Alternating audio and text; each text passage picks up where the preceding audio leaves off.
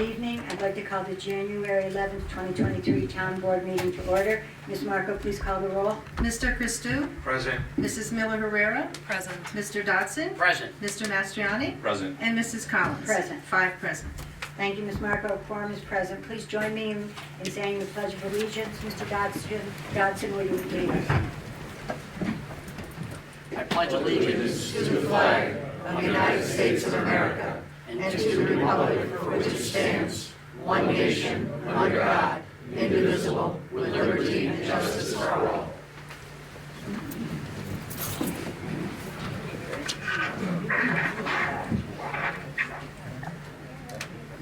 As we agreed during the agenda meeting, we will now move forward with resolution number 48 of the year 2023. The clerk will read. Authorizing the supervisor to accept the withdrawal of the legal services provided to the town by Gilchrist Tingley, P.C. Is there any discussion? Do I have a motion? I'll make the motion. Motion by Mr. Dodson. Do I have a second? I'll second. On the question, clerk will call the roll. Mr. Christou? Yes. Mrs. Miller Herrera? Yes. Mr. Dodson? Yes. Mr. Mastriani? Yes. Mrs. Collins? Yes. 5 yes. Resolution passes. Our next resolution is resolution number 48 of the year 2020, or I'm sorry, 49 of the year 2023. The clerk will read. Authorizing the supervisor to execute an agreement with Romer, Wallens, Gold, and Manu LLP. Any discussion? Do I have a motion? I'll make the motion. Motion by Mr. Dodson. Do I have a second? I'll second. On the question, clerk will call the roll. Mr. Christou? I'd like to explain my vote. Again, as I mentioned in an email to my colleagues, I have no issues with this new law firm. They've done a very fine job as our labor law attorneys. But, this thing popped up this morning on an email, and we really didn't have a chance to get discussed. We weren't part of the process. I know I wasn't. I don't think Councilwoman Miller Herrera wasn't either. So again, I'm trying to keep my comments civil because I think we are at a point as a board where we can possibly disagree and at least speak on how we feel about it. I wouldn't feel comfortable if I didn't, express the fact that we were not part of this process. And, I understand that, time is of the essence, but I'm, a little shocked that it was, done so quickly. So for that reason, I'm going to have to vote no. Mrs. Miller Herrera? I'm going to vote. Can you hear me? Hello? Michael? Do you want to use this? Am I unplugged? I'm unplugged. Oh, okay. There you go. That's probably why.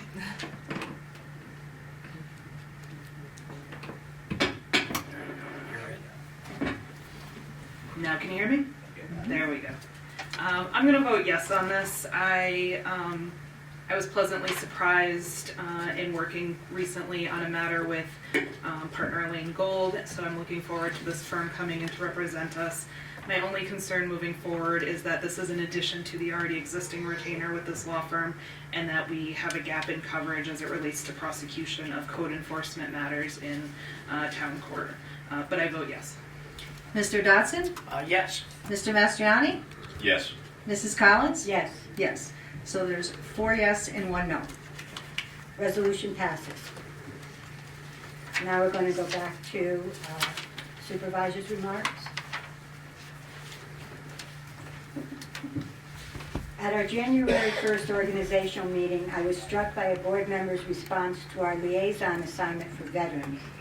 I quote, "When as far as I'm aware, I am the only military-connected member of this board." Couldn't get that remark out of my head, so I examined my life. My husband was in the Army Reserve for 6 years during the Vietnam era, 3 while we were dating and 3 while we were married.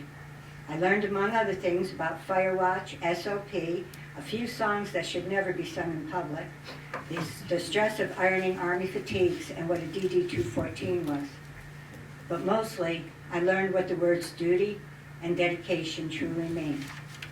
I was a teen during Vietnam and had cousins who were in the Air National Guard, Navy, and Army Reserve. One cousin, Dante, was in the Army and deployed to Vietnam. I remember coming home from school in March of 1969 to find out that his convoy had come under mortar attack and then enemy fire. He had a serious head wound and other wounds. We waited anxiously as he was moved from hospital to hospital until he finally arrived in the VA hospital in New York City, where my father drove Dante's parents down to see him. Finally, he was well enough to come home on leave so we could all visit him. I always knew that my family would serve during World War II. I had an aunt who was a wave. I had 4 uncles who served in the Army, Navy, Air Force, and Marines. My father was a Seabee. My father told me about Wind Talkers long before there was a movie. He showed me pictures of the Hawaii Islands when they were mostly jungle, not the resort area we know it as now. It wasn't until the end of his life that he told me what it was truly like to be in an LCVP or landing craft and what a beach looked like after a battle. My family is not unique. I would guess that I can walk down any street in Rotterdam and find family histories that make mine pale in comparison. Again, I went back to only military-connected member on this board. Was that really what made someone understand the needs of our past and present servicemen and women? My final conclusion is this. If you understand the self-sacrifice and dedication it takes to wear a military uniform, if you understand that every freedom we hold dear is because of the men and women who choose to join our armed forces, and if you respect and honor those servicemen and women who are no longer with us, then it is my belief that you can serve them well, no matter what experience you personally have. Thank you. We'll now go to public hearing number 1, a local law to amend Chapter 60, residency requirements of the Town Code of the Town of Rotterdam. Ms. Marco, is there anyone who wishes to speak? No one here, but Brenda Terosian would like to speak. She's on Zoom. Can she speak, Megan? Yep. All right, Brenda, are you there? I am muted, can you hear me? We can hear. Yes. Okay, I'm gonna make a comment before this one. This Zoom thing, it's not good. On the public, because I can barely hear you guys. On the public hearing part of changing the law, I'm not too sure why you need to do that when you guys got plenty of counties that's around our area that you can get some people working in the clerk's office in the courthouse. By expanding it and limiting it to no one, it opens up a Pandora box. If you change this rule for this position, what is stopping you to change the rules to meet your fancy and include anybody and everybody?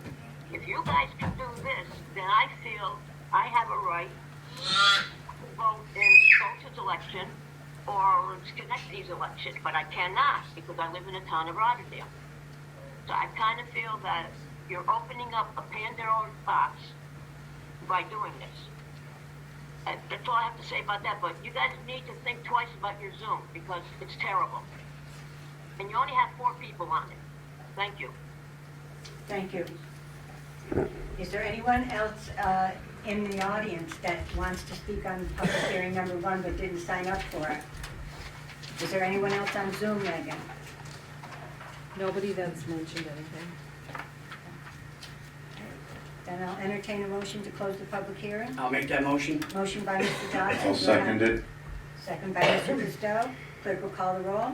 Mr. Christo? Yes, to close the public hearing? Mrs. Miller Herrera? Yes. Mr. Dodson? Yes. Mr. Mastriani? Yes. And Mrs. Collins? Yes. 5 yes. Motion passed.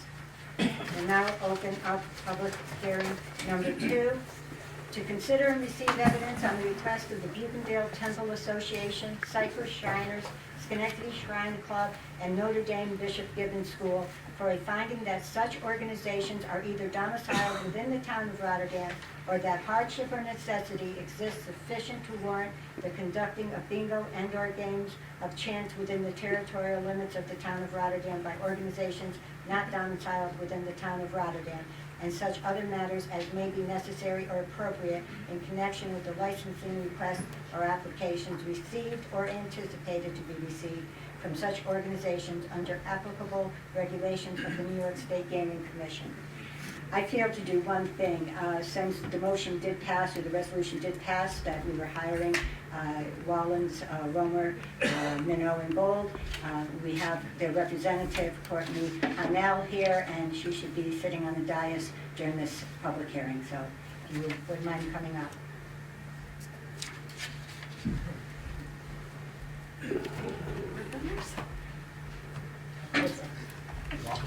Thank you.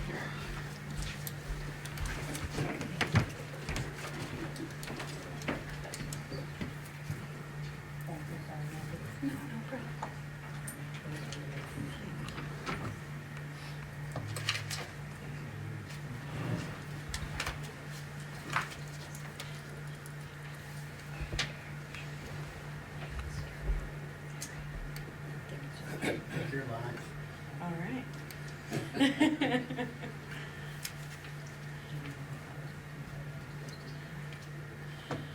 Well, do you want me to give a brief explanation of what the hearing's for? All right, good evening. Tonight we will be holding a public hearing related to the applicants to host a bingo game at the Viewport Mall. The purpose of tonight's public hearing is a hardship hearing because the entities involved are not domiciled within the town of Rotterdam. The state gaming regulation commissions require that the municipality hold a hardship hearing or necessity hearing to see if there is a hardship or necessity requiring that the game be conducted in this municipality. So that is the purpose of the hearing tonight, and we would invite the applicants up at this time to present their case as to why they have a hardship related to the gaming in this municipality. Some of them already signed in, so did you want me to go by the list here? Yes. Okay. Craig Foote is first for public hearing 2.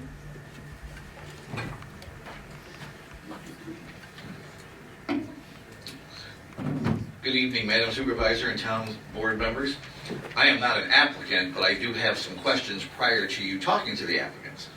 I have reviewed the New York State Gaming Commission's laws and rules and regulations, and I was particularly taken at paragraph 4810.6 that talks about registration as evidence of eligibility. And what it says, and I quote, "A municipality shall make its own investigation and determination of an applicant, organization's eligibility for license to conduct bingo as acquired by the bingo licensing law, notwithstanding the issuance of an identification number by the commission." What I read from both of the things in the resolution here is I was not able to find on the Gaming Commission what gives a yay or nay vote. I don't know what determines a hardship. We're going to hear those, but I don't know, and I don't know if the town is aware of what those circumstances would be. The reason I bring this up is that if one organization proves a hardship on one angle and another one proves a hardship on a different angle, who is it for the board to make the call whether one group is more worthy than another? That would open a Pandora's box. I don't see why the Public Gaming Commission has deemed this to the municipality. Since they're not granting the licensure, the Gaming Commission is. So the only act I'm asking for is some clarification of that, and in doing so, how will the board members handle that? I thank you for your time. Thank you. Thank you. Richard Van Vost.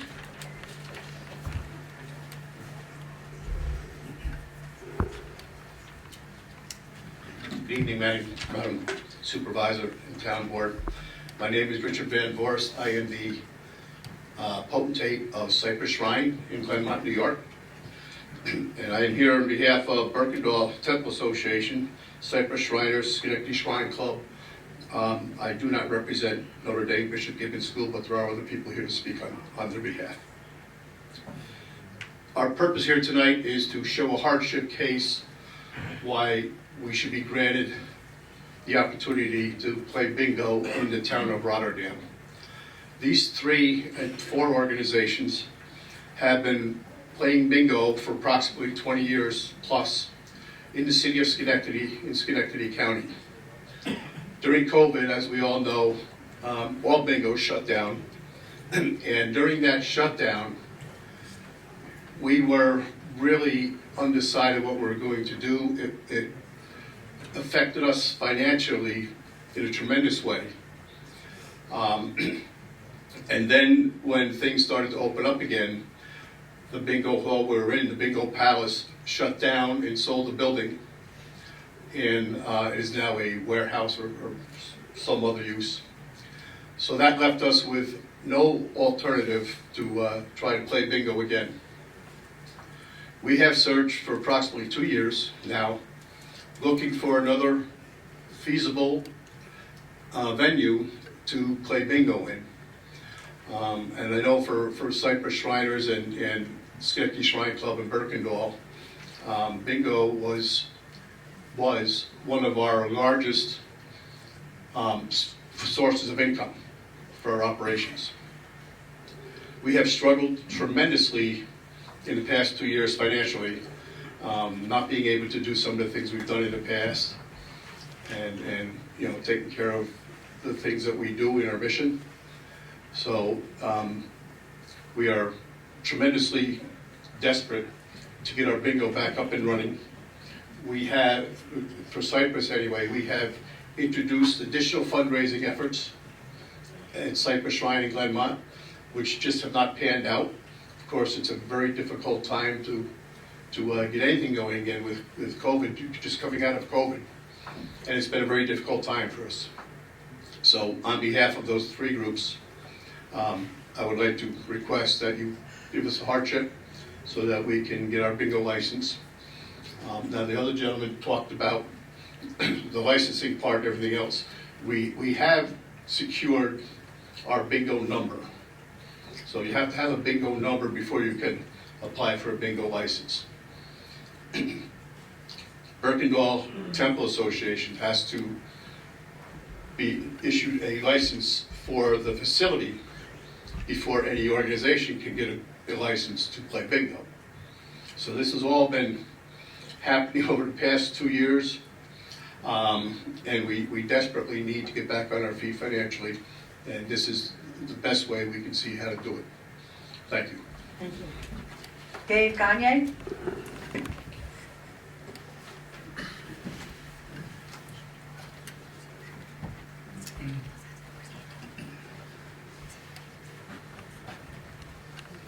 Madam Chairman, board members, my name's Dave Gagne. I'm a member of Cypress Shrine and have been for 40 years now. Also, maybe more germane to tonight's discussion, I participated in the Shrine Bingo over at the so-called Bingo Palace. This was the facility at State Street, some of you might be familiar with, that hosted a number of bingo organizations over the years, including the Shrine. And I guess what happened was you need a hall to do bingo in. There was another operation that ran the Bingo Palace by the name of Rainbank Corporation. It was a private corporation that secured the bingo hall license, which is a separate license from playing bingo. They shut down, and we were without a hall. We found the place over here in Rotterdam, and it seemed to, have everything we needed, which was, public parking and public access with buses and stuff like that, and adequate space to seat maybe 300 people. And we negotiated with the mall people. They were anxious to work with us and did. And if you have been over there, you see that the facility is in place.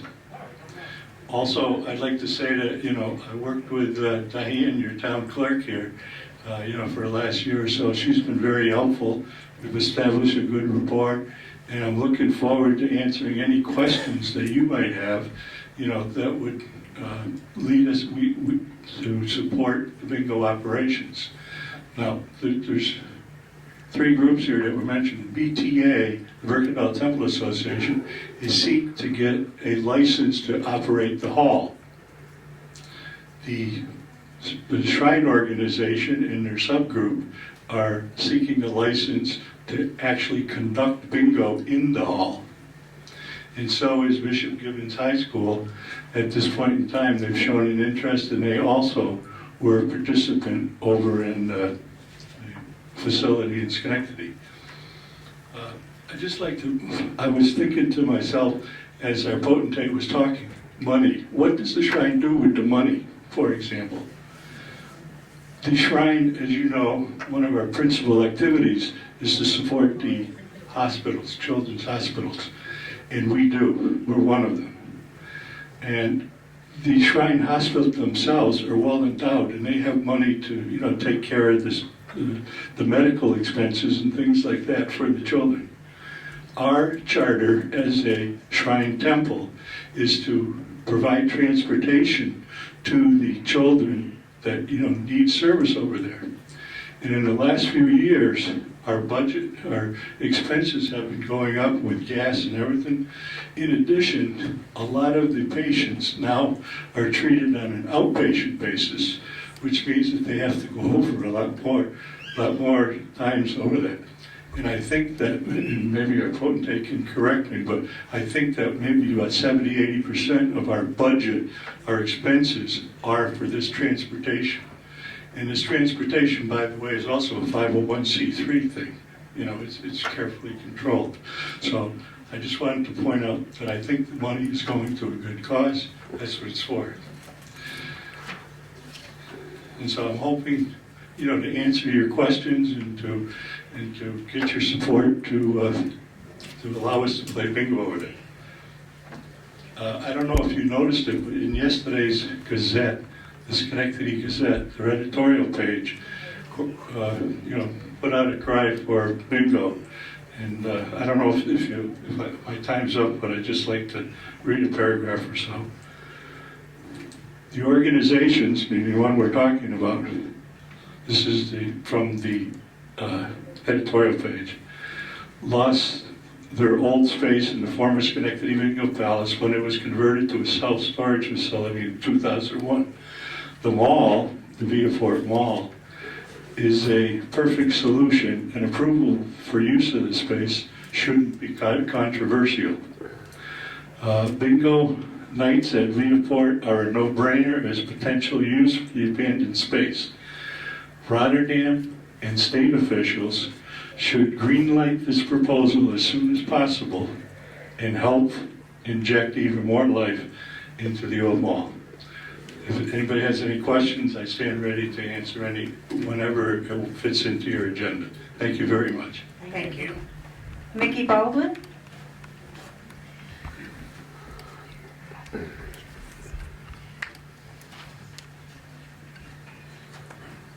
Thank you, Madam Supervisor. Thank you, Town Board. A special thank you to Diane for your help through this process. It's overwhelming.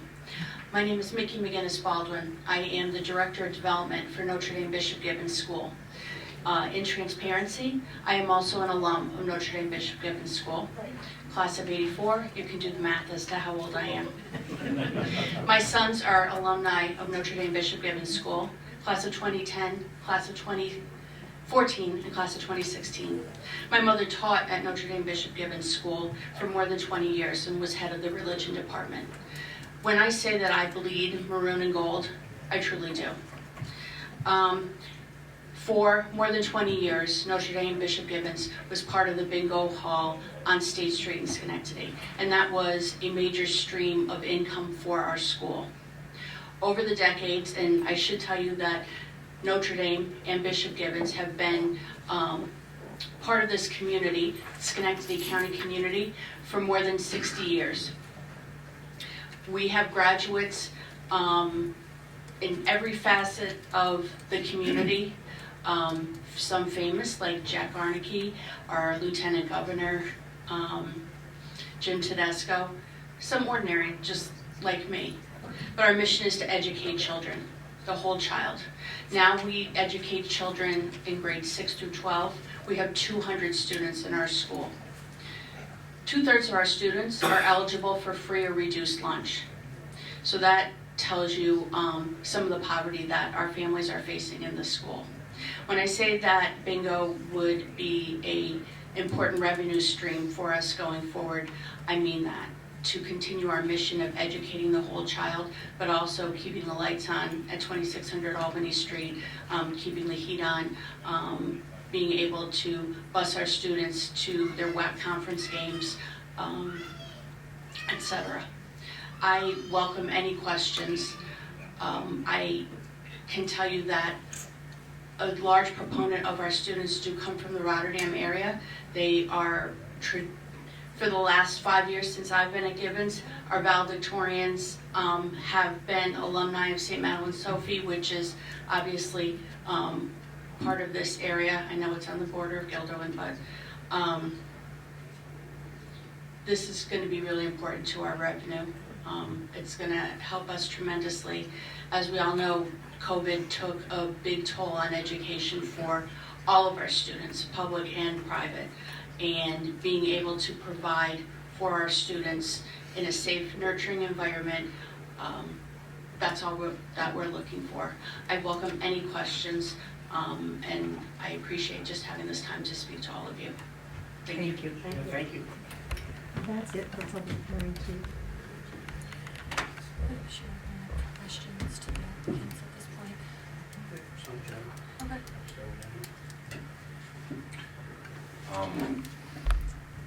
You mentioned that there's, sorry, if you want to return to the podium. I forget your name, but Nikki. Nikki. Mickey. Oh no, I'm sorry. I was speaking to you. Yes. Sorry. You mentioned that there's two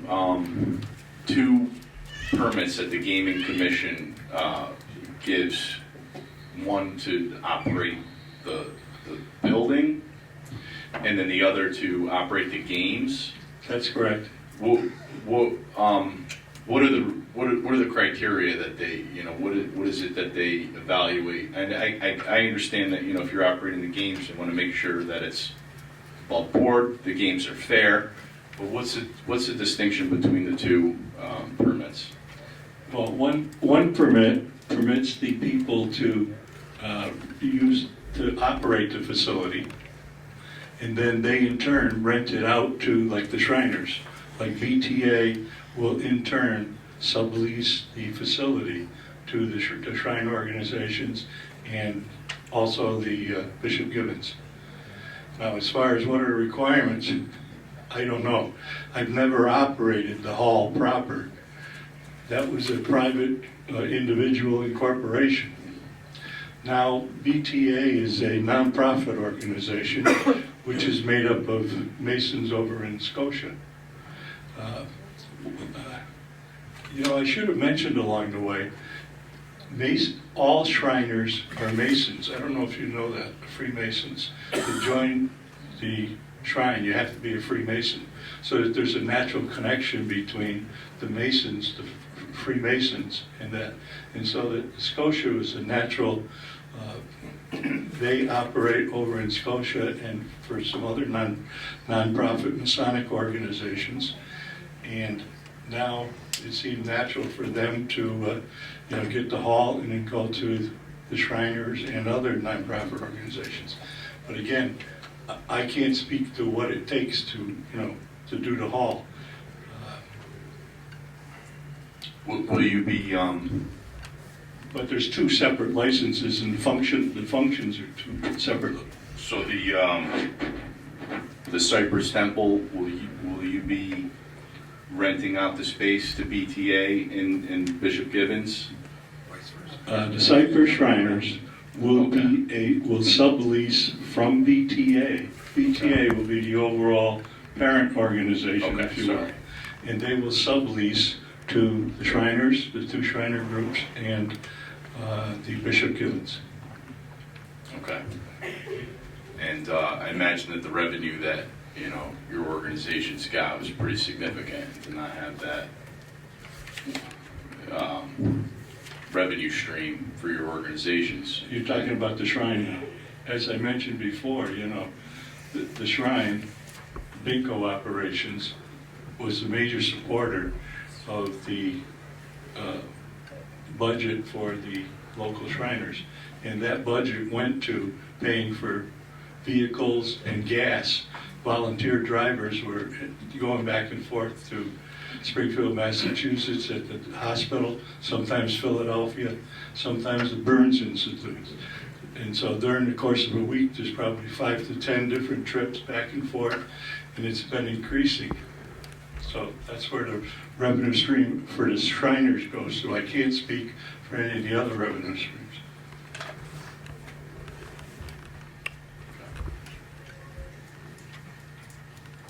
If no one else, I have a question. The BTA is actually the Buchendale Temple Association, the BTA. They're actually going to be the ones that are renting the space from Viaport Mall. Yes, Correct. and I believe that in the information that you were given in preparation for today's meeting included that lease between BTA, if you will, Buchendale Temple Association, and Viaport Mall. And I'm assuming they have to pay the rent, and if the light and gas or whatever for your utilities isn't included in the rent, they have to pay that too. So is there a set percentage that when Bishop Gibbons, Notre Dame, or the Cypress Shriners or the Schenectady Shrine Club, is there a percentage of whatever you do in bingo that night that goes to them, or how do they charge you to cover the cost of the hall?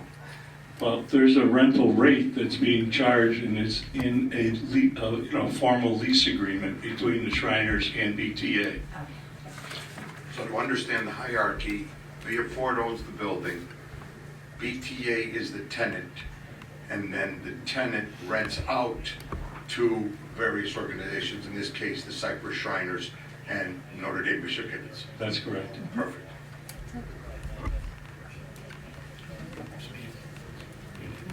I have questions. There's nobody else. I have some questions before you leave, sir. Then I have questions. Samantha Smith.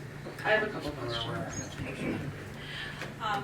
You mentioned a few qualities about this property that you found attractive. It was close to the bus stations, easy for people to drive to. It had space to fit 300 people.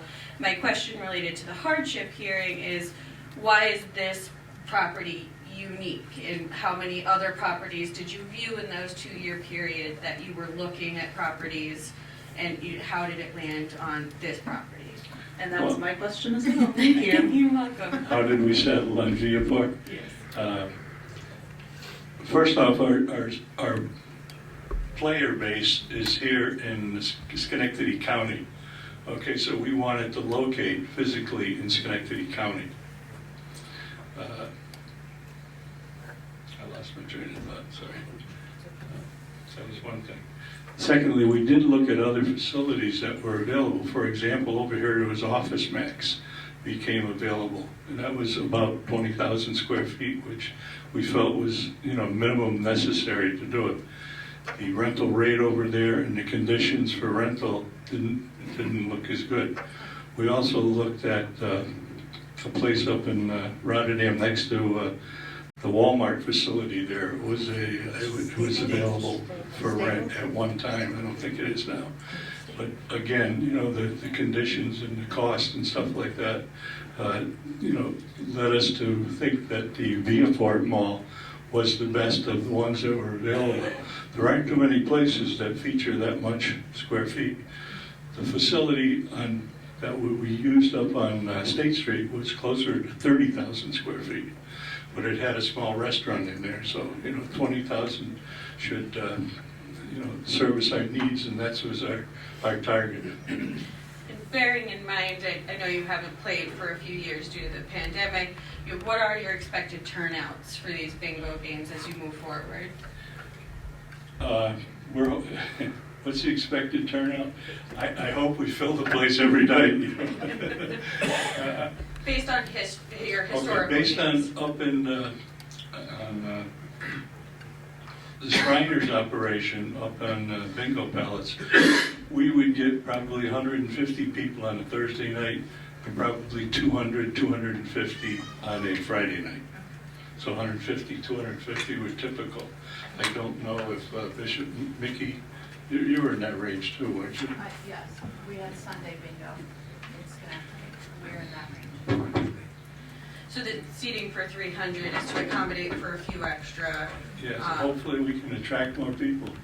It's a little newer, it's a nicer facility than there was a lot of complaints about the condition and the lack of maintenance of it, and also the where it was located. The parking and stuff like that was kind of dark and people would complain. So we're hoping that not only will we be able to attract the people that were there before, but perhaps some more, because of the location and the newness of it. And was cost a factor with this location? I think you mentioned that as well when you were looking for your settled place. Oh, yeah. Okay, so were the other places you looked at too expensive? Or a little bit more expensive. The square footage is, cost per square foot, they try to keep, balance. I don't know if you get any real estate people, I'm not one, but they all seem to be in the same ballpark.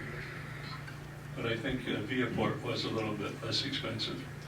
And they seem to be more amenable to talk, and there was a spirit of cooperation in working with them in terms of the condition and the lease and things of that nature. So, Okay, thank you. all of those factors led us to, think that the Viaport Mall was the right place for the Shrine and these to restart our bingo operations. And just thank you. Hold on one second. If I didn't steal your question. No, I was just making sure we covered all the hardship and necessity parts of the public hearing. I have a couple I questions. don't know what constitutes hardship in the term. I mean, I think the question helped provide the evidence we need to be able to make the appropriate findings. And I will clarify for the public that the New York State Gaming Commission does not have a definition for what constitutes a hardship. And when we talk about hardship, we're looking at the ordinary definition of what constitutes a hardship in any instance, really, to create a necessity for somebody to end up somewhere else from where they were before. And it sounds based off your information that all available locations that were within the right size range were within our town Within anyways. Schenectady So County. you would still be here seeking this hardship and necessity finding for any of those locations had you chosen them as well, so. Yes. Okay. So you were in operation for 20 years. During those 20 years, did you ever have any issue with the Gaming Commission at all in the operation of the State Street location? The Shriners never did. I can't speak for any other organizations or the tenant. Okay. Yes? Maria and Bishop Gibbons did not. No issue. From an operating expense, so of course you guys have operating costs, and then you're a not-for-profit. Do you have paid employees that work actually, so it's all volunteer? It's all yes, the bingo operation is all made up of volunteers. So does 100% of the net revenue after you have operating expenses and all that, is that 100% donated for your cause? Yes, it goes to the Shrine. The Shrine in turn, supports other nonprofit organizations also. Okay. So same question for Bishop Gibbons, and of course you have a different issue there, and we can understand, so if you may want to just elaborate on that, so that from a transparency standpoint, people understand, what these costs are.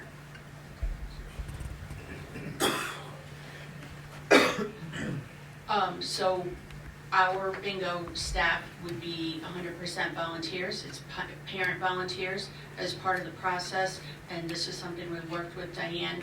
All of our volunteers have to be vetted by New York State and have background checks. All of our profits from a night of bingo go into the Citizens Bank account that the school maintains and are used for operating costs of the school. We don't have any paid employees that are going to be running bingo. From a demographic standpoint, what is the demographics of the people that come to play bingo? I'm sorry, sir, I can't answer that because I haven't participated in bingo. From what I've seen from our social media and our parent interest and alumni interest, it is frankly middle-aged people, moderate income, that are excited to have a place to go and play the game. For example, I was told of a couple that went to Turning Stone to purely play bingo, and they are Rotterdam residents. And I said, oh, well, God willing, we're going to be able to keep you in town and you won't have to go to Utica to play bingo. But I would say they were moderate, middle class adults looking to play bingo. And just for the, again, for public information, is there a door cost, door charge, or is this, you know, a charge per game? How is the fee that's paid or You charged to these residents? You would pay per card. Per card. Okay. Are there any other fees for, you know, residents or the public to just come and There's play no- bingo? Right, so if you wanted to buy 5 cards and you wanted to buy 4 and you wanted to buy 10, you would just have to pay how much 5 cards for 10. There's no admission fee, there's no, Yep. we're not selling concessions, that sort of thing. So there is an opportunity for anyone to play bingo at a reasonable 18 cost? and over, correct. You have to be 18 and over. Thank you. Could I make a point of clarification? In addition to bingo, we also run what we call bell jar operations, which are games of chance, and a raffle, which is called the Queen of Hearts. So that there's really 3 licenses involved. There's a license to conduct bingo, and a license to sell bell jar opportunities, and the third one is we sell, in our case, and I think Notre Dame, they sell what they call a Queen of Hearts, and that's a raffle. So there's literally 3 licenses that are required, and you know, maybe Diane can explain a little more of the details. I guess along those same lines, is this an all cash operation? Yes, we're not permitted to accept anything besides cash. There's no credit cards or anything. But we do have an ATM that's available in the mall and in the facility. But when you purchase opportunities for bingo or to play the bell jar, it's all a cash operation. Okay. So in that same light, from an organizational standpoint, you have a structure that can operate this bingo operation. In addition to that, you have personnel that are capable of obviously being in an environment that's a cash-rich environment as far as patrons coming in there to play games and security, etc. Yes. At the end of the night, all the cash gets deposited by law, you know, within 24 hours you get it into the bank. And physically what happens is we have an individual that picks up all of the cash and brings it off to the bank at the night. Indeed, he comes over before the games start, he stops at the bank and comes over and gives us some startup cash, because we need, you know, cash to start selling cards, to make change. Also, we need cash in case, you know, to make payoffs and stuff like that. So there's a certain amount of cash we need at the start of the night. He brings that from the bank in what we call a hold bag. And then it goes back in the evening. And there's separate accounts set up as directed by the bingo rules and regulations for all of these separate operations, bingo operations, the bell jars, and raffle. You know, they're all separate, dedicated accounts for this. And the reporting is to Diane in the state, you know, periodically. After every night of bingo, there's a report that gets submitted to Diane, the town clerk here, which we used to give to Schenectady, but, you know, now we Rotterdam, you know, for the bingo. And then quarterly, there's a report that goes describing all of the cash transactions and stuff. Like for the bell jars, that goes to the state. Okay, so, you know, there's lots of cash running all over the place. It's, you know, but it's coming and going, and, you know, what that's. We have some internal controls with regards to the people. In other words, we have a cart that's sent out to the person that's doing tickets. We count the tickets before they go out. We give them their bank. I think in the case of it's like a $600 bank, a whole bunch of 1s and 5s and stuff. And at the end of the night, they count up the tickets that they got left, the cash that they have. They fill out a piece of paper and send it back to the director, and that's part of his report. Also, selling computers and bell jars, there's comparable types of internal checks with regards to the, the cash flow internally there. Now, are they the same people that are doing that day to day, week to week, month to month, or is there switching up of personnel as part of checks and balances? I think there's like 6 directors. The bingo requires that you have at least one director, that's in charge of bingo for that night. So yes, we have different people on different nights that are in charge of things. Okay. Thank you.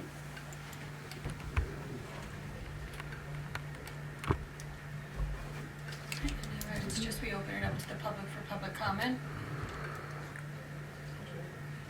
Is there any public comment? Is there anyone in here who didn't sign up but would like to speak? I'm just going to ask you to state your name. My name is Rick Frederick.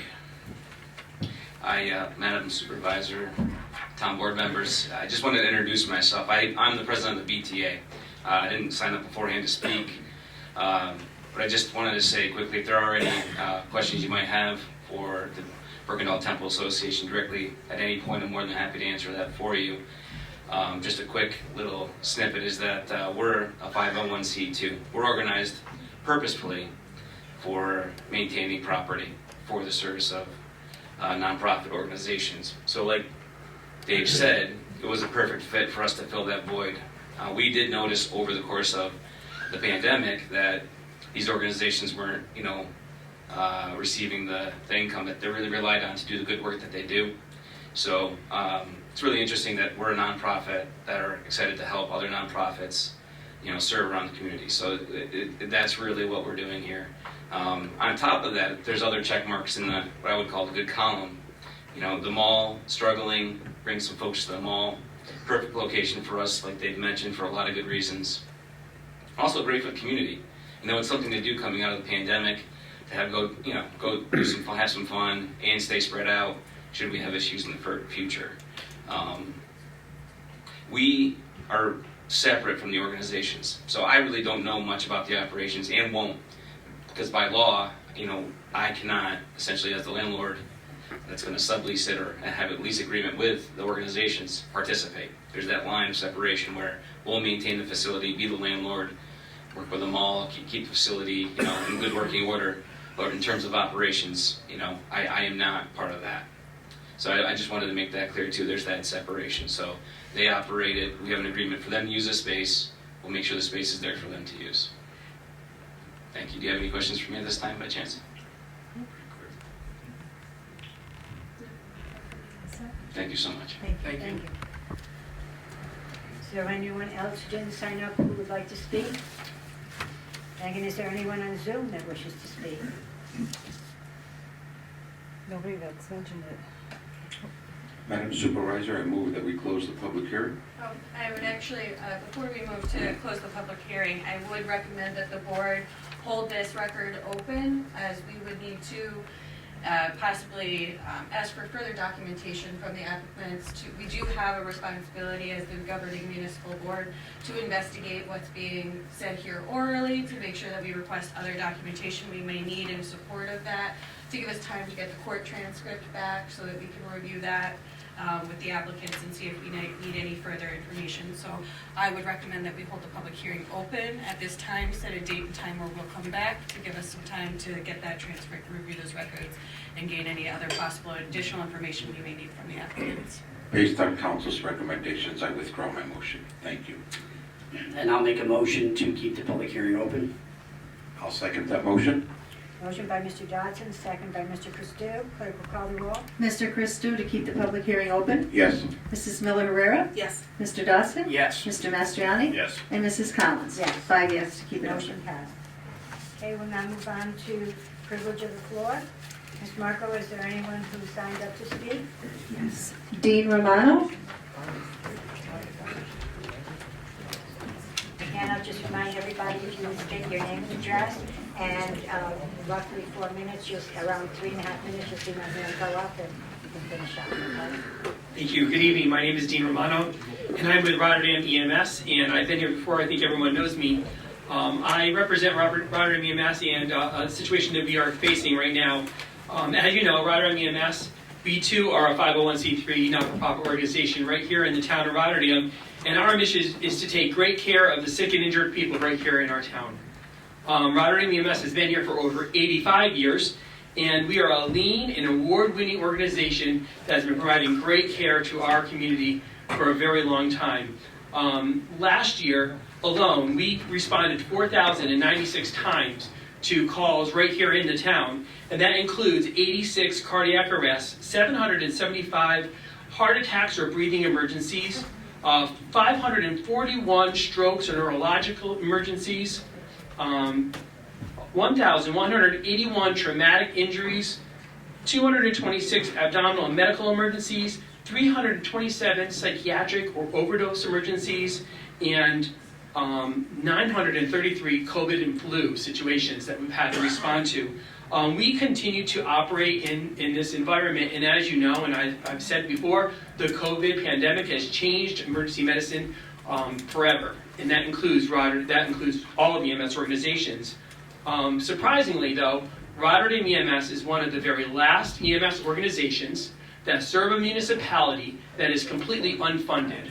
Our financial model is a fee-for-service model that does not support the readiness level that the town has come accustomed to or deserves. And therefore, in the future, looking to change that financial model or to possibly change the level of service that we actually provide. So this is actually very much a hardship for Rotterdam EMS, and so we're looking for the town to help us through this situation by the establishing of an ambulance district. Now, the ambulance district will secure EMS services at the level that the town has come to enjoy over the last 85 years and will sustain it really indefinitely into the future. And so what I'm asking for the town to do is to please engage us with the conversations and to move forward with establishing an ambulance district, because as you know, Rotterdam EMS has funds to be sustainable through the year 2023. Beyond 2023, that situation will only get worse, and we will have to make those hard decisions at the end of this year at what 2024 will look for. So we have a whole year right now to establish that ambulance district and secure finances for EMS in the town of Rotterdam, specifically for our town. We have a whole year to do that. And so this town board has the opportunity to be known as the town board that finally fixed EMS in the town of Rotterdam forever. So thank you very much. Thank you. There's nobody else here, but Brenda, I believe, wants to do privilege of the floor. Do you want me to bring it up to the podium so the microphone echoes it? Yeah. Because I think everybody's able to hear it better. Do you want to try this one?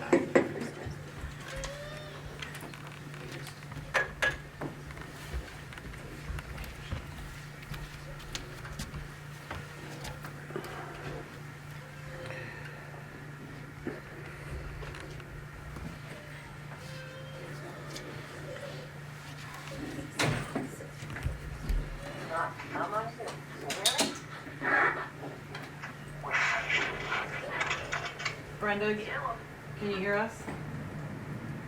I can hear her better over there. She's muted, maybe. No. Hold on, Brenda, hold on. I'm trying to get the microphone to the computer so everyone can hear you better.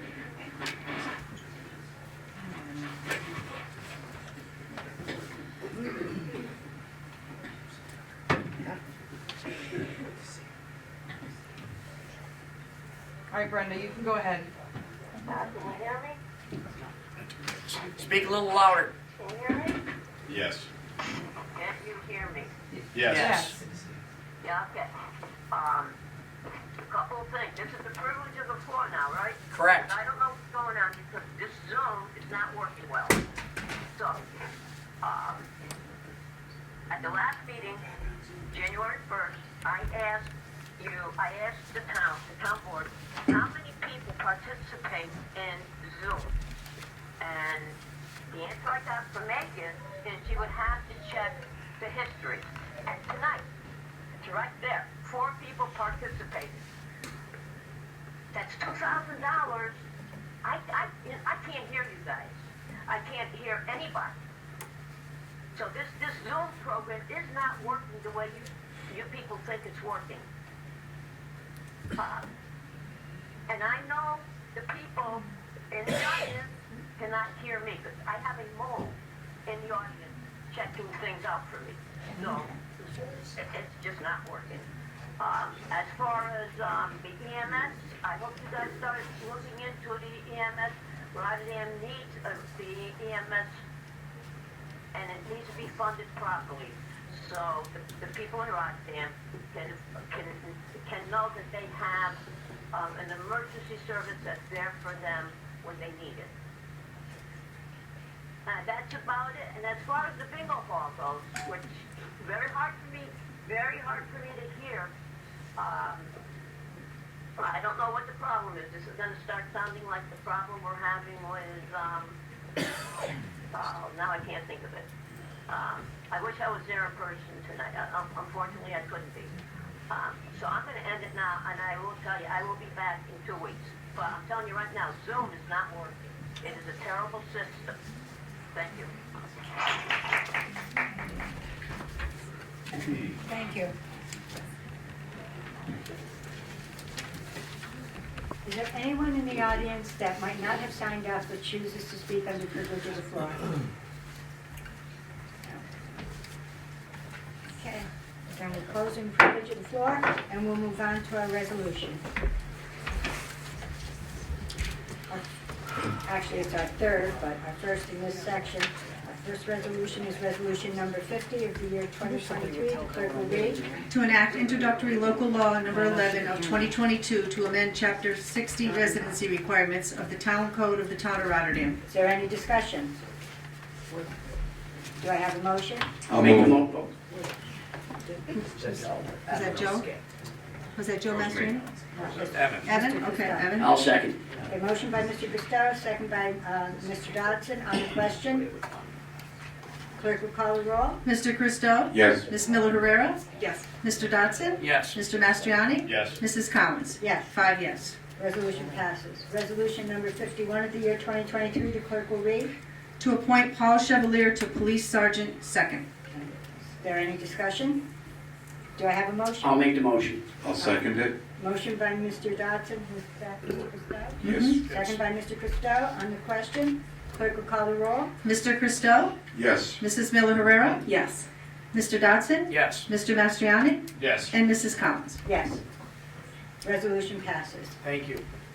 Thank you for waiting. Thank you. If I could have Sergeant Chevalier come on up, and your family as well.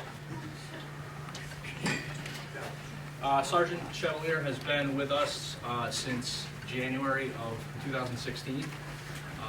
In October of 2021, he was promoted to the rank of detective. He holds certifications he's a certified field training officer, certified crime scene evidence technician. He's a firearm instructor, and as well as an instructor in basic tactical medicine. I can just have this thing over here. Left hand on the Bible, and repeat after me. I state your name.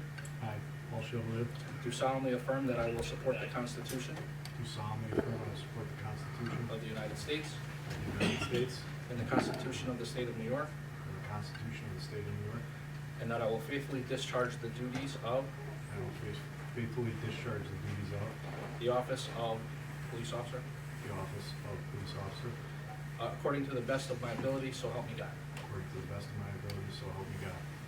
Congratulations.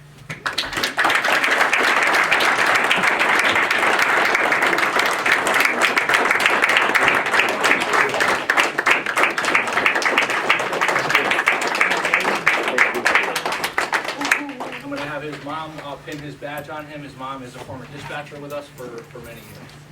And his father's also a former police officer with the police Family legacy. Yes.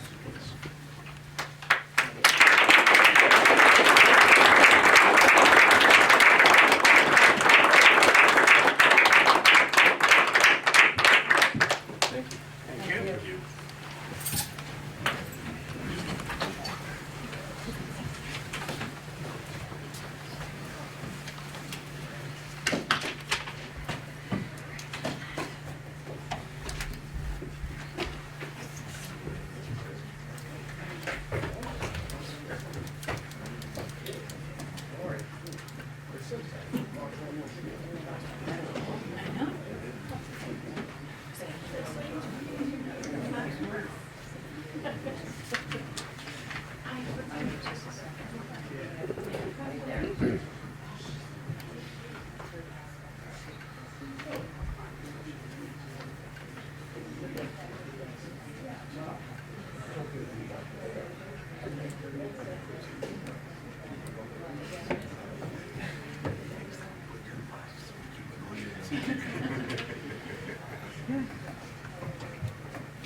Our next resolution is resolution number 52 of the year 2023. The clerk will read. To appoint Eileen Judas to the position of Deputy Court Clerk. Is there any discussion? Do I have a motion? I'll move.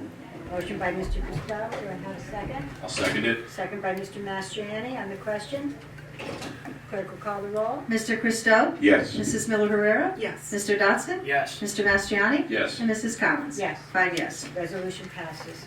Resolution number 53 of the year 2023. The clerk will read. To appoint Dylan Hart to the position of cleaner. Okay. Any discussion? I'll make the motion. Motion by Mr. Dodson. Do I have a second? I'll second it. Second by Mr. Mastriani. On the question, clerk will call the roll. Mr. Christou? Yes. Mrs. Miller Herrera? Yes. Mr. Dodson? Yes. Mr. Mastriani? Yes. And Mrs. Collins? Yes. 5 yes. Resolution passes. Mr. Hart was here, but he must have left. Our next resolution is resolution number 54 of the year 2023. The clerk will read. To appoint Noah Baker to the position of cleaner. Okay, is there any discussion? Do I have a motion? I'll make the motion. Do I have a second? I'll second. Second by Mr. Dodson. On the question, clerk will call the roll. Mr. Christou? Yes. Mrs. Miller Herrera? Yes. Mr. Dodson? Yes. Mr. Mastriani? Yes. And Mrs. Collins? Yes. 5 yes. Resolution passes. Resolution number 55 of the year 2023. The clerk will read. To appoint Paul Brown to water and sewer maintenance worker. Okay, any discussion? I'll make the motion. Motion by Mr. Christou. I'll second. Second by Mr. Dodson. On the question, clerk will call the roll. Mr. Christou? Yes. Mrs. Miller Herrera? Yes. Mr. Dodson? Yes. Mr. Mastriani? Yes. And Mrs. Collins? Yes. 5 yes. Resolution passes. Resolution number 56 of the year 2023. The clerk will read. To accept revenue for the town clerk's office for December of 2022. Is there any discussion? Do I have a motion? I'll make the motion. Motion by Mr. Dodson. Do I have a second? I'll second. Second by Mr. Mastriani. On the question, clerk will call the roll. Mr. Christou? Yes. Mrs. Miller Herrera? Yes. Mr. Dodson? Yes. Mr. Mastriani? Yes. And Mrs. Collins? Yes. 5 yes. Resolution passes. Resolution number 57 of the year 2023. The clerk will read. Request for qualifications RFQ for engineering services Kiwanis Park waterfront access improvements. Is there any discussion? Do I have a motion? I'll make the motion. Motion by Mr. Mastriani. Do I have a second? I'll second. Second by Mr. Dodson. On the question, clerk will call the roll. Mr. Christou? Yes. Mrs. Miller Herrera? Yes. Mr. Dodson? Yes. Mr. Mastriani? Yes. And Mrs. Collins? Yes. 5 yes. Resolution passes. Resolution number 58 of the year 2022. The clerk will read. To approve budget transfers to the 2022 and 2023 budget. Is there any discussion? Do I have a motion? I'll move. Motion by Mr. Christou. Do I have a second? I'll second. Second by Mr. Dodson. On the question, clerk will call the roll. Mr. Christou? Yes. Mrs. Miller Herrera? Yes. Mr. Dodson? Yes. Mr. Mastriani? Yes. Mrs. Collins? Yes. 5 yes. Resolution passes. Resolution number 59 of the year 2023. The clerk will read. Madam Supervisor, before we read this resolution, I have a letter to read and enter into the record. Okay. On December 1st, 2021, resolution number 296.21 was voted on and passed. On the advice of council, I abstained due to a potential conflict of interest deriving from my relationship to the seller's realtor for the Phillips Road property. As this resolution amends a resolution I previously abstained on, I will again abstain. While this amendment relates to the Viaport project and not the project subject to the potential conflict, Phillips Road, I believe avoiding the appearance of conflict is important. Therefore, based on this administration's practice, I request that this letter be made part of the official meeting records and minutes. Thank you. Thank you. Thank you. And I'm not sure whether I'm supposed to stay. We You have can new stay. council, so I don't. You can stay, you just abstain from the vote. Thank you. I'm sorry, Ms. Marco, would you continue to read? Yeah. To amend resolution number 296.21 relating to the use of ARPA funds. Is there any discussion? Do I have a motion? I'll make the motion. Motion by Mr. Dodson. Do I have a second? I'll second it. Second by Mr. Mastriani. On the question, clerk will call the roll. Mr. Christou? Yes. Mrs. Miller Herrera? Abstain. Mr. Dodson? Yes. Mr. Mastriani? Yes. Mrs. Collins? Yes. 4 yes, 1 abstain. Resolution passes. Our last resolution for this evening is resolution number 60 of the year 2023, and the clerk will read. To accept town board meeting minutes. Okay. Any discussion? I have a question. Shouldn't the resolution number 1.23 not completed come before the motion 1.23 and is not completed the accurate term, title? I'm not sure. I was told not completed first and then the second one. That's what I was told. I don't, does not completed, what does not That means completed it wasn't mean? completed. But we voted on it. But it didn't, And then there was she a- didn't say motion passed, or no, resolution. But then there was a motion after, so Okay. I'm not sure technically what our meeting minutes need to reflect. Yeah, so I think, again, just clarification on that. We did vote, is my understanding, but did we enter into the record is, I guess, the question. Yeah, I'm just not sure. Do we want to maybe make a motion to table this to our next meeting so we have time for council to get caught up and give us? Yeah, I would need time to review the question, and if you wanted to submit it to me Yeah, for me, so I can take a look. I just want to make sure that our records are clear, so I make a motion to table this until our next meeting. I'll second that motion. Motion by Ms. Miller Herrera, second by Mr. Christou. Go ahead. Call the roll. Motion to table, resolution 60.23. Mr. Christou to table. Yes. Mrs. Miller Herrera to table. Yes. Mr. Dodson to table. Yes. Mr. Mastriani to table. Yes. And Mrs. Collins to table. Yes. 5 yes to table. Motion passes. And that concludes our resolutions for this evening. We'll now move on to liaison reports. Do any of the board members have anything they want to report under liaison? Madam Supervisor, I just wanted to announce that we are planning on having a meeting of the Emergency Medical Board on February 23rd at 5:00 p.m. Here in the town boardroom. I just want to make sure we get that out regularly for enough people to hear if they want to be present, and also to make sure that people know that we are trying to make sure we're doing everything we need to, and that we are listening to Mr. Romano's concerns at privilege. Does anyone else have anything else? Yes, I'd like to follow up again, following up on the conversation relative to Zoom tonight and the need for, the need not for Zoom. We got to go back and think not about the cost, we got to think about how we engage our public. I will say that during COVID, I regularly Zoomed in. I can tell you I was one of few. But if we didn't have Zoom, for several years, the town would have never heard Mr. Dodson speak on a variety of different issues. And in my opinion, if there's one person on Zoom or 100 people on Zoom, we're serving a purpose. I will not disregard the fact that, Zoom is new to people. We could do better at it. We could do a lot better with our audio video in the town offices. It's something that's been on the table for town boards for several years, and it will be something, again, that the town board will address as part of the building renovations at Town Hall. We do indeed need to improve our communication with our public. Thanks. Is there anyone else? Yeah, to piggyback on those comments as well, just to be clear, Zoom meetings do not cost $2,000. That is the stipend for the secretary. But I do have a liaison report with Conservation It Advisory. includes more than just Zoom. I would Yes, like that to be known. Thank you for, that's where my train of thought was, and I knew you were picking up with what I was saying. Thank you for pointing that out. The Conservation Advisory Committee met this week. A couple things to report. There was great progress made in 2022 with our water conservation efforts, but there's still room to go. And residents should know that the infrastructure that we have to deliver water throughout the town and to everybody's homes is old and is small relative to the demands that the town has in the summer months. So we ask that residents stick to limited watering hours in order to minimize water main breaks that come from high pressure being pumped through the water main lines to replenish the water towers. And the Conservation Advisory Committee recommended that the next mailer that goes out, that we include that in the mailer, the limited hours, and make sure that people know. As well as to remind people that this year we are going to have a bill in June that includes your water, and if you're on the sewer line, your operations and maintenance costs. So be on the lookout for the next mailer to include that information.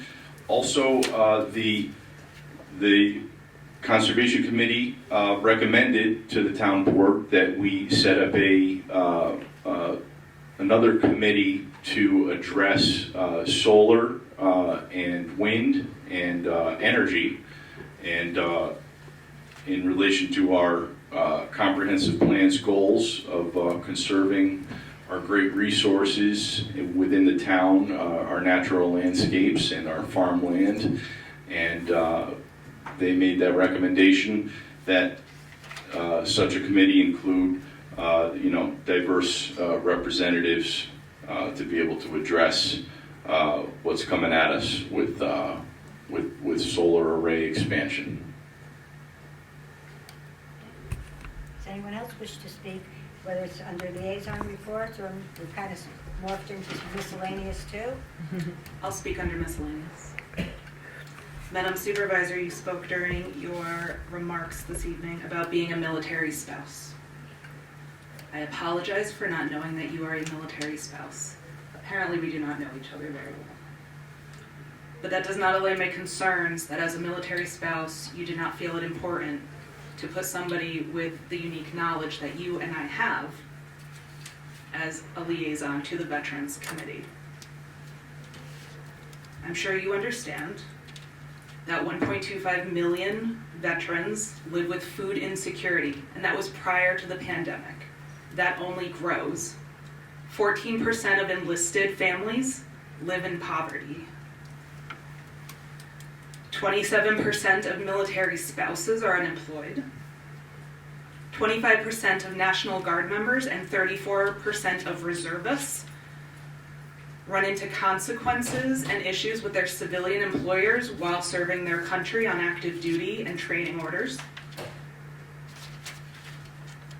These are issues that are not just knowing what a DD-214 is or knowing about BAH, but the liaison to these committees should have some knowledge, if available, and an interest in more than just the duty and sacrifice made by veterans. We all understand that. Being a liaison to the Veterans Committee is not just about planning a parade and ceremonies. It's about understanding that and I apologize, I'm a little upset. It's about understanding that 77% of enlisted members pay more than the DoD BAH guidelines for their housing in their military communities where they were PCS to. And I don't doubt that Mr. Christou and Mr. Mastriani, both who I think very highly of, understand the duty and sacrifice.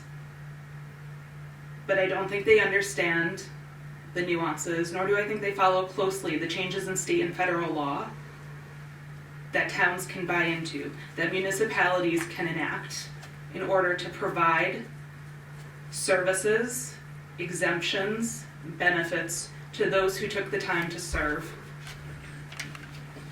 As the person who introduced the ability to carry your exemption when you sell a house and buy another house within the town after the state enacted the ability to do so, as the person who pushed to ensure that town employees who are active duty military members do not serve at a financial detriment to their families, I still feel that it's important that somebody with this knowledge be a liaison to that committee, even if it's only one of those seats.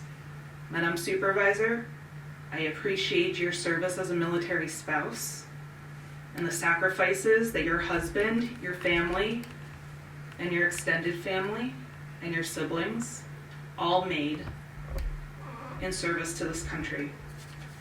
But neither you nor I are the liaisons to that committee. There are 2 spots. It could have been done better. We can do better, and we should be doing better for all the residents and for our veterans. Thank you. I agree that I honor the service that your husband and others might have made to our country. I'm afraid my final conclusion in what I wrote, I stand by. As much as a spouse and having family deeply entrenched in the military, I can understand it on a different level, but I still believe that anyone who has just a fundamental understanding of what our armed forces and the people who serve do for us, I think that they, if they are interested and they want to, they can delve into every portion, every law, everything that you have just stated. And I would like to say one other thing. Just because 2 of our board members are assigned to any liaison committee, that does not mean that they are not open to listening to other board members who might have knowledge. In fact, I always thought that that's one of the things that our liaison assignments were for, that maybe you did not have the knowledge, but it gave you a chance to learn and to also learn from each other. So I think that working together, I don't think anybody on the liaison, who had the liaison assignment for veterans would not welcome every word that you had to tell them. I just think that we don't always know what other people have in their histories, and we cannot presume to know. So I think that we've done a good job. Can we do better? Absolutely. There's absolutely nothing I wouldn't do for anyone in the armed forces or who's a veteran. But you know, your input could be a great asset to the people who are on that assignment. So thank you. If I may, Madam Supervisor, as a member of that Armed Services Committee, I'm full confession and full disclosure. When I was first appointed to that committee, I was kind of shocked that, you know, in fact, I believe Samantha and I had this conversation, so I'm surprised they didn't select someone with a military background. I served that committee with pride, and I think that, you know, I come from a background when the boss assigns you a job, you don't question it, you do it, and I did it. But I do concur with Samantha's comments that I think that she has a much better finger on the pulse of, especially on the state level and some of these other things that go on, that she lives on a day-to-day basis. You know, I know, yeah, I can get up there and I can give a great speech, and I can do some homework before that speech, but I really do believe there is a value to having someone with a military background, with a day-to-day background in the military on that committee. And I would gladly, if you were interested in reassigning some committees, I would gladly give up my seat for Ms. Miller-Herrera. So I'll leave that to you if you think you want to rearrange some committees, but again, I'll serve it, and I'll serve it to the best of my ability and proudly. But I have to speak out and concur with her points. Thank you. Thank you. That it, I'm going to make a motion to adjourn. Do I have a second? I'll second. All in favor? Aye. Meeting is adjourned. Thank you.